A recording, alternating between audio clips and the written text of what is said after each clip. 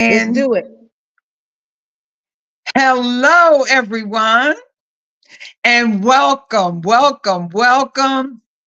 It's 11:29, but we're on like a minute early. So come on in, come on in. Those of you who have received information about Learning with Ms. Nancy, I sent out some personal invitations to join our live today. And I don't see that anyone has come on yet, but I'm sure that you will. But welcome to Learning with Miss Nancy. And this is a little different for us because we normally go live on Tuesdays at 1 o'clock. But today is a special live because we have a special guest all the way from Brazil, Campinas, Brazil. We have a fabulous teacher, Mrs. Allison Stringfield, who is very special to me. She is my sister, and she's the youngest of five girls. And we had my mother on to talk about the joys and challenges of raising five girls. So this is the fifth girl, the youngest. Hi, Allie, and welcome to Learning with Miss Hola, Nancy. ¿cómo você está? Estamos ao vivo do Brasil. So I'm saying hello. How are you? We are coming to you live from Brazil. Wow. Did you hear that, everybody? Can you say that again for us, please? I said, como você está? Which means, how are you? Estamos ao vivo do Brasil. We are live from Brazil. Oh my gracious. Did you hear that, everybody? Didn't it make tickle your ear? So, and Learning with Miss Nancy, as you know, my goal is to build a community so that we can help our early learners, those children between the ages of 0 to 6 years old, thrive and fly and be successful. And so we're like on the ground level, building foundational skills. And the goal is for us to aim higher. Aim higher. Yes, they need to know their ABCs and one, two, threes, and please and thank yous. But we also have to prepare them to think outside the box and to think critically. And one way to do that is to expose them to another language, which is why I invited Absolutely. my sister on because she is teaching in Brazil. Now, she is teacher of the year, has been teacher of the year for years. She's teacher extraordinaire. And she taught for the school district of Philadelphia for 27 years, but then decided to leave Philadelphia and go abroad. Can you tell us why? Tell us why. Share that short story. You know what? First of all, thank you so much for having me, Miss Nancy. Yes. It is indeed my pleasure to be here today. Uh, my decision to leave Philadelphia had absolutely nothing to do with me being dissatisfied with the students of Philadelphia. Let me just make that clear. Uh, it was divine intervention. I met a young lady, and I hope she wouldn't mind me saying her name. Her name is Kathy Baker. And she told me about an opportunity to teach abroad.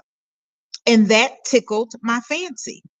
So I said to my husband, I said, "Hun, if I got all of the information and did the research about teaching abroad, would you be willing to go?" He did not hesitate. He said, "Absolutely." We started the research process, and now here I am in Brazil. So definitely it was divine intervention, Miss Nancy. Wow. And let me tell you something. There's no intervention like divine intervention, Amen. okay? Because God is all powerful, all knowing, and everywhere, all at the same time. So his way is always the best way, right? Amen. Amen. So you spent 27 years with the school district of Philadelphia, then 3 years in Asia, in Myanmar, right? So tell us about Yangon, that experience. Now, Myanmar. let me ask you this. When you taught in Myanmar, did you have to know how to speak the language? What do they speak in Myanmar? They speak English. Well, okay. The Burmese people or the people from Myanmar speak Burmese, but I provided instruction at an American school in Myanmar, and the students speak fluent English. Wow. Fluent English. So the only time I had to speak my limited knowledge of Burmese was when I was outside of the confines of the school building. So I Wow. would have to be able to communicate in the supermarket, at the movie theater, at the mall. I had to be able to speak a little bit of Burmese to get around, to get from point A to point B. But when you taught the children, and I find that interesting, you spoke English, correct? Miss Nancy, there was a little static on my end. Repeat that question for me. Okay. I said, so when you were in Myanmar in Asia, which is in Asia, the students who were Burmese from, from Myanmar, they spoke English. Now these are elementary school age kids. They spoke fluent English. The students learned English. They started in preschool. So the school went from preschool to grade 12. So by the time the students reached me, grade 8, they were fluent in speaking English. Wow. Writing, comprehension, on grade level and above. Amazing. And so, and our students here, the early learners in middle school and preschool and high school, many of us only speak, like I only speak English. And if I were to go to a foreign country, I'm lost. However, if they come here, they can navigate through the system because they know English. Isn't that amazing? So then You you know leave what? Myanmar, Mm-hmm. Asia, which is another continent, to go to Brazil, right? South America, right? Yes. Another continent. And did you have to learn the language there? What did the kids speak there that you were teaching? Well, guess what, Miss Nancy? The Yes, students at the school where I provide instruction yes. speak English because this is yet another American school in a foreign country. Despite what we may read, what we might hear, the United States is still a superpower. And everywhere in the world, people have a desire, everywhere in the world where I have been, let me just Mhm. say that, people have a desire to learn the English language. Wow. And that's something that we just take for granted. And many of our children, unfortunately, don't master the English language, are still speaking uh, let's say non-standard. It's okay to speak non-standard language, but when you're getting into these spaces, educational spaces, professional spaces, you need to be able to shift that gear and speak Mhm. in standard English. And many of our kids can't master that, but you have kids from other countries who know now in verb agreement. Absolutely, Miss Nancy. Mm. And Miss Nancy, can I also add that here at this school, there are students who are also from Korea. So Woo. not only do they speak Korean, they speak Portuguese and they also speak English. So now they have three languages, and many of them are just in sixth grade. So the students I have are sixth grade, seventh grade, and eighth grade. So Right. you're 11 years old and you're mastering three languages. And some of these students are still struggling in certain areas. However, they are learning and mastering languages, which gives them an advantage over students who only speak one language, even if they're struggling.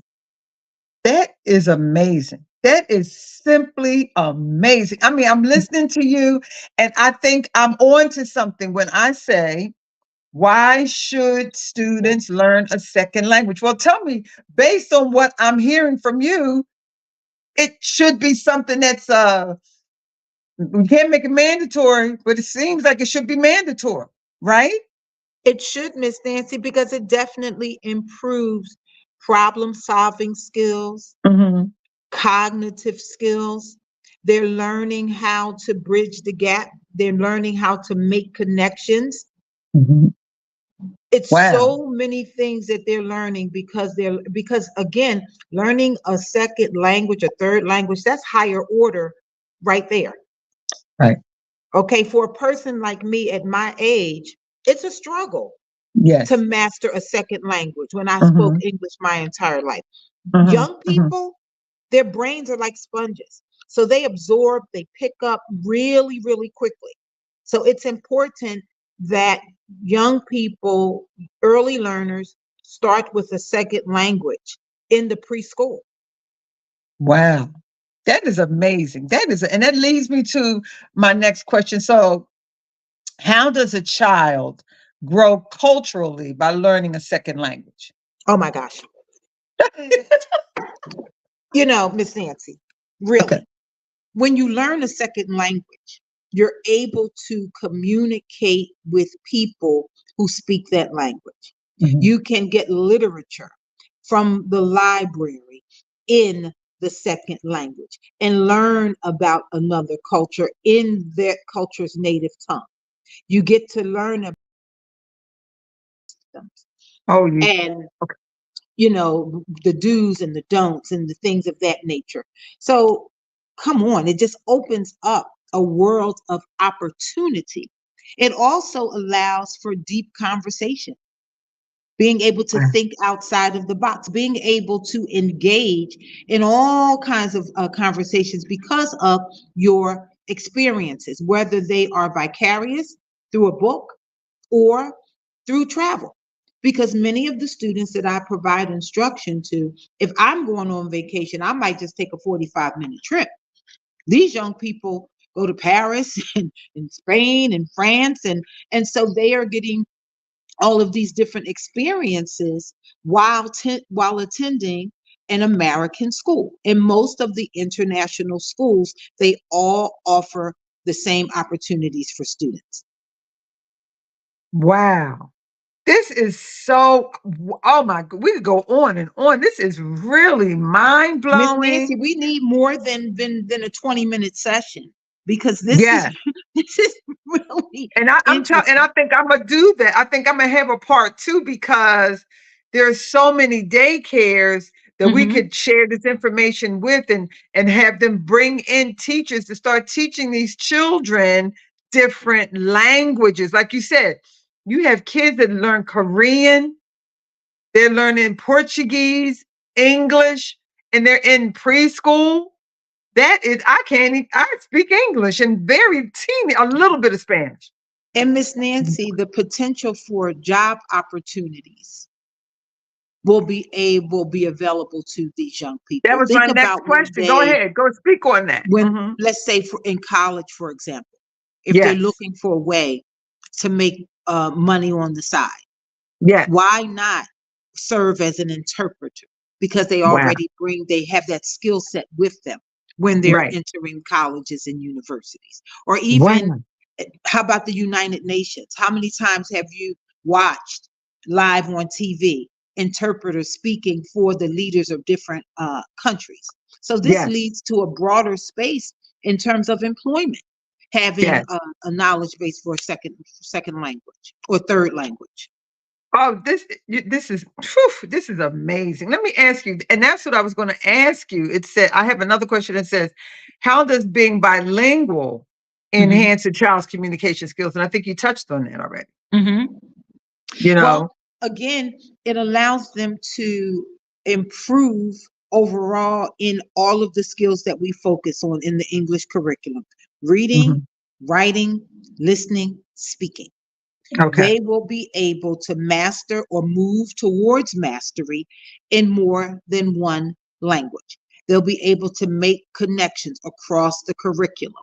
Mhm. Okay, they'll be able to read a book in English and read that same book in Portuguese and be able to look at the similarities and differences on how certain things are lost in translation. Okay. So they may Mhm. be able to pick up those little nuances that a layperson like myself might not be able to identify. Mhm. Um, just vocabulary, Yes. communication, all of those skills kind of come together Yes. when students are exposed to this type of learning. And that's a key word, exposure. Mhm. Mhm. Exposure. It doesn't Mhm. mean that the child, if you teach your child a different language, you are Mhm. exposing them to a world of possibilities, travel. You'll be able to, like you said, exchange communication and ideas with someone who's very different from you. Because Mhm. sometimes we Mhm. go into stores owned by people of other ethnic groups, and then they're able to interchange. They can wait on you in their tongue, native tongue, and then speak to their brother or sister in another, and you sort of look confused because you wonder if they're Mhm. talking about you Right. because you have not a Right. clue as Mhm. to what they're saying. You go to the Mhm. nailery. Mhm. I've said, Mhm. how many times you said in the nailery, and they just talk back and forth, back and forth, back and forth. You're not part of that conversation. You Right. can't even engage in that conversation. You're just a bystander, but you're being waited on. You know what I'm saying? By someone who doesn't speak your, but they do speak your language. They get that money. They know the language of Absolutely. money. They Mhm. know the language of money. But you know, how many times have you felt like, wow, what are they talking about? Are they Right. talking about me? You know, what is? Mhm. I would love to Mhm. join in, and then they're Mhm. laughing, and they just Mhm. going on as if you don't Mhm. even exist because you And you're can't so right. even communicate, Mhm. right? Because I remember my first year here in the English class, students are supposed to speak English only. Okay. Okay. Students are naughty all over the world. So, Yes. as a new teacher, there were words that the children were saying that because I didn't know Portuguese, I didn't realize that they were being naughty. Okay. Until one of the children pulled me aside and told me what the other students were saying. So I said, it's important for me to learn this language.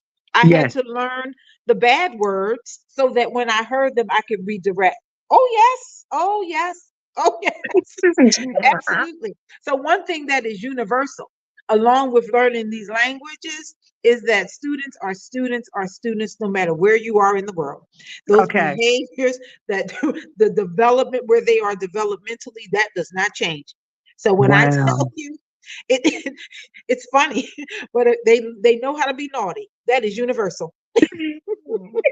And they'll use a curse word in a minute, but you won't know what Oh they're yes, saying. oh yes, but now I know Miss Nancy. I know all the curse words. I know the colloquial terms. They Okay. know now not to do that in my room because I'm aware. So the Right. first year Oh, they got me, but now I'm good. so, and so Miss Allison, by you traveling the world and being exposed to different cultures and languages, how has that enhanced you as a person? Oh my gosh, it's I can't even begin to tell you how it has. My mind is open. Mm, I am so more accepting of people, and one of the things that I am learning is that we are more alike than we are different. You hear that over and over again, but when you see it in action, we have so many things that are like basically people want to have their basic needs met. They want mhm, the love of their family, they want to go to their jobs, they want to take care of their households, and basically that's what people are looking for. So there are some cultural differences, but when you look at it overall, we pretty much are looking to do the same things, Miss Nancy. wow. Miss Jimmy, I wish we could just go on, but I wanted to also, now this may be far-fetched, Mhm. but I kind of think it isn't. Here in Philadelphia, and I know that you get our ABC News over there because you have, like, different channels, and you Mhm. hear about these young people going around shooting up people at bus stops, and Mhm. you know, teenagers, 18, 19 years old, shooting up folks in the bus stop. And I Mhm. often wonder if these children had more access to, like I said, maybe exposure to different things. Like if Mhm. you're speaking two languages and learning to travel the world, or not, just meeting new people and having Mhm. different experiences, maybe, Mhm. just Mhm. maybe, you Mhm. wouldn't think to do those kinds of things. Do you think that Mhm.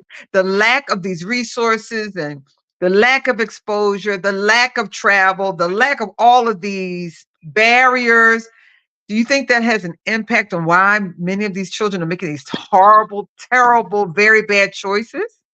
Miss Nancy, Yes. absolutely. Okay. Absolutely. Learning with Miss Nancy. is where it should start. Oh, If thank you. parents begin, and I'm being Mhm. serious, to Okay. use the strategies Mhm. that you present, and Mhm. then you look at this like being a relay race. So you Mhm. started, you passed the baton to the Yeah. next person, and Mhm. then the next teacher continues to instill the skills, the strategies, the core values. And Mhm. then she passes it to the next grade teacher. Yes. Everybody needs to be on the same page in terms of surrounding our children with opportunities. It happens through literature, but guess what? They Yes. need to be able to go and see, provide these opportunities for them to get out of their neighborhood, Yes. Yes. see something different. That's Mhm. how you aspire to do something different. You have to see something different. It's Yes. one thing to read it in a book. Okay, yes, like I said earlier, vicarious experiences are wonderful. Mhm. But our kids, what about those children that are tactile? They need to touch it. They need to Yes. see it. They need to Mhm. smell it. They need to taste Mhm. it. So Yes. how do we create those opportunities for them to see something outside of their particular, what you say, sphere of influence? We Right. have to broaden it. We have to broaden it. And it Yes. starts one person at a time, one lesson at a time. So it's Right. not just the children, but we need to get their parents to understand the importance of the skills and strategies that you're trying to present to them. Yes. Yes. Put that Thank you. cell phone down, put that Yes. computer down, put those games down, and go back to what we used to do in the 60s and 70s. Nothing Yes. wrong with paper and pencil, nothing else, Right. nothing That's at right. all. You Right. know, we talk Right. about higher order thinking, we talk about Bloom's taxonomy, we talk about Webb's depth of knowledge. I Mhm. don't remember learning any of that when I was in elementary school, but I Mhm. do remember everybody in my class knowing how to read. Yes. So riddle Yes. me that. So riddle Yes. me that. So where's the disconnect? Where do we Mhm. begin to start to close those gaps and hopefully quell some of the violence that is existing because of people not knowing how to read and how to communicate and how to write. You know, so I guess I am on point with that because I look around and I see, you look at television, it's just overwhelming. And I said, Mhm, where did we make our mistakes? mhm, And like you mhm, said, it's passing the baton. And mhm, people don't realize you have to invest in these children very, very mhm, early, which is mhm, why I'm trying to build this community because you can't. mhm. I remember old man telling me this, you cannot bend a stick when it becomes full grown. That's You right. try bending one of those limbs on a tree, you cannot do it. You You have cannot. to bend it when it's a twig. So when you want to mold these children, you got to do it in these early learning stages. It's Absolutely. hard to teach Absolutely. reading when you're in the 8th grade. It's Miss very Nancy. hard to do. But Absolutely. start now, like you were Mhm. saying, exposing. And Allison, I know learning a second language does nothing but improve your reading skills, your word of text skills, Mhm. your sequence of event skills, Mhm. identifying the main idea, making Mhm. inferences, right? All of it. All of those are concepts of reading. And if you're able to communicate that, and let's say, read Mary had a little, say, recite that in English. And now let's recite it in Spanish or recite it in Portuguese or recite it in what? Oh my, it builds your level of thinking Absolutely. And confidence. and confidence. And so these people, these children that are 18 and 19, where's their self-esteem? Their Mhm. confidence is maybe in the toilet somewhere. Because It's kids shattered. that feel good about Mhm. themselves, kids that are exposed to things, kids that are speaking 2 and 3 and 4 languages, they don't have time to be picking up guns No, they don't. No, because they they're don't. reaching higher. And that's the goal. That's my message to the community that I'm trying to build. And I'm not saying that kids don't, like I said, they don't need, they need to know foundational skills. But Mhm. these children are so very bright at Mhm. 2 and 3. You can go beyond color shapes. Like I was teaching different geometric shapes. We can go beyond squares and circles and triangles. Mhm. Mhm. You know, we can do multi-syllable words. We can read stories beyond our grade level. So if you're Absolutely. 3, read a story that a 6-year-old would read. This does nothing but promote and stimulate these brain cells. Mm-hmm. And so, Mm-hmm. like I was looking at my granddaughter, she's telling me where her clavicle is. She's 3. 3. Clavicle, and pronounces it and says, her mommy says, "Where's your clavicle?" And she points to collarbone. She And Miss knows where Nancy, it I'm is. so glad she pointed to it because I said to myself, "Oh, where's my clavicle?" I'm so, I'm But so glad she again, pointed to But again, that's exposure. And it. Absolutely. clavicle is a foreign word. It's a Yes. foreign word for a 3-year-old. You Yes. might as well speak French. So she can learn clavicle, she can learn Spanish. If she Right. can learn clavicle, she can learn what? Portuguese. Right. Mm-hmm. Like we met a young lady who she's 25 and she speaks German, she speaks English, and she speaks French. Wow. And she's fluent in all 3. She That's just that's navigates exciting. in and out. But she Mm, knows and translates for people. And like you were mm. saying, what about the career paths that you could never think of? You could create your own little company of Right. translators, Mm-hmm. you know? So I just think that this is something that we really need to continue to explore and to bring to the forefront. As I talk to early learning teachers and people of childhood education, let's start incorporating foreign language in the curriculum as much as possible As much as and as possible. much as appropriate. You know, take Absolutely. your kids Mm-hmm. around other children. Mm-hmm. Take them to Chinatown and let them learn some of those languages. You know, when you walk in the store, Absolutely. to Mm-hmm. ask the people, well, how do you Mm-hmm. say this in your language? You know, we don't even do that. You can learn that way. They love for you to learn their language. If you ask them, I'm sure they'll tell you. But there's so many creative ways of communicating.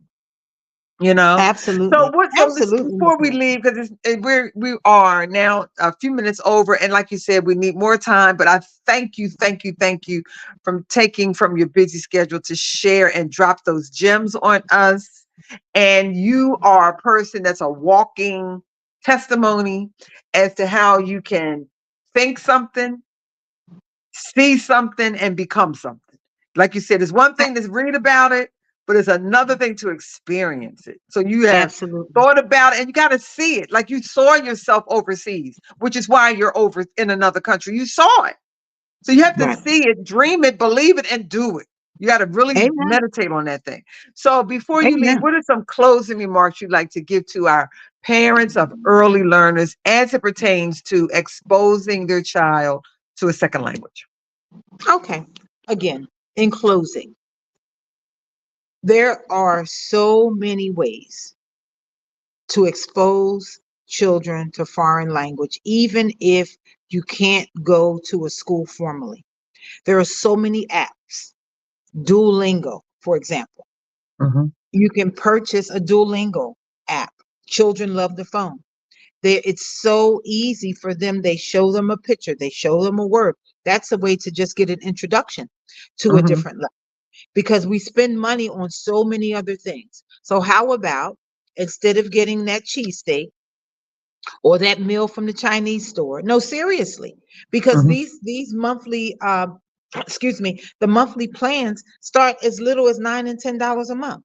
So imagine just using that. Okay, again, you don't have access to a formal teacher, but here you are again, exposure. Use the things that are available to you. Also, Google Translate is something that you can get on your phone or on your computer. You want to know basic greetings for different places around the world? Type it in English and then click on a language. You can be self-taught, autodidactic, meaning self-taught. Use Google Translate to learn various words and phrases until different opportunities open up for formal education in a second language. So Mhm. it just needs to happen. Just start somewhere. You have to start Yes, somewhere. yes. Well, Allison, that our time has drawn to a close. And I know that you're very busy, and I see a few people have come on.